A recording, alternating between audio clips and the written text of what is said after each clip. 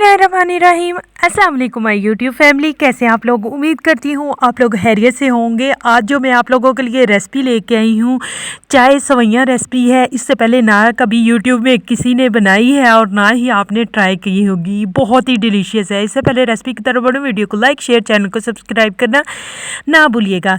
तो चलें जी, स्टार्ट करते हैं। सबसे पहले जी मैंने लेना है पैन में मैंने 5 जो कप हैं, ये इस तरह से छोटे कप थे मेरे पास, ठीक है। इससे मैंने 5 कप दूध शामिल किया। शामिल करने के बाद जो है दूध को मैंने बॉयल करने के लिए रख देना है। यहाँ पे फ्लेम आपने लो रखनी है। और आप मुझे कमेंट में उतनी देर बताएं, क्या इससे पहले आपने ये रेसिपी ट्राई की है? बिल्कुल नहीं ना।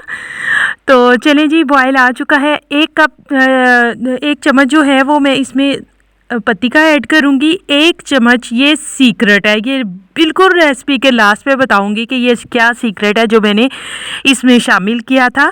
और 1 चम्मच जो है चीनी का भर के वो मैं इसमें शामिल करूँगी। बताती चलूँ, शुगर जो है वो आप अपने टेस्ट के हिसाब से रखिएगा। मैंने इसमें सिर्फ 1 टेबलस्पून भर के शुगर का ऐड किया था। अच्छी तरह से चाय को देना है पकने। अब बॉयल आ रहा था चाय को, चाय अच्छी तरह से पक चुकी थी, यानी 2-3 बॉयल आने देना है। इसको उतार लेना है। फिर एक पैन लें, उसमें आप पानी डालें और पानी को अच्छी तरह से बॉयल होने दें।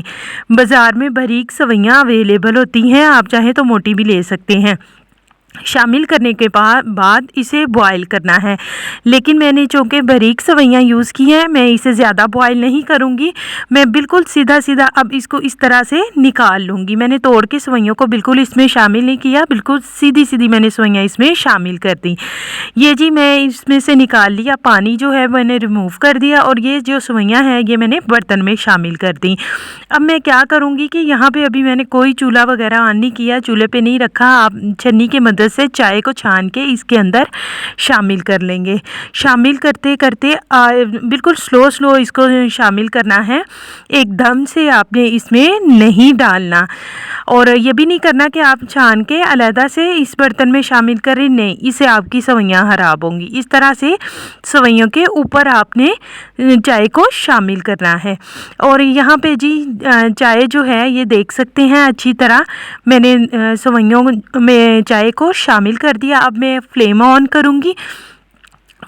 करूँगी और इसको रखूँगी दोबारा से पकने के लिए। अब इसमें मैंने ज़्यादा देर नहीं पकाना, जस्ट मैंने 2 से 3 मिनट पकाना है। अब सवैयों को अलहदा करने की भी एक ट्रिक है कि ये देखिए, चम्मच मिड में रख के इस तरह से आपने गोल गोल घुमाते जाना है।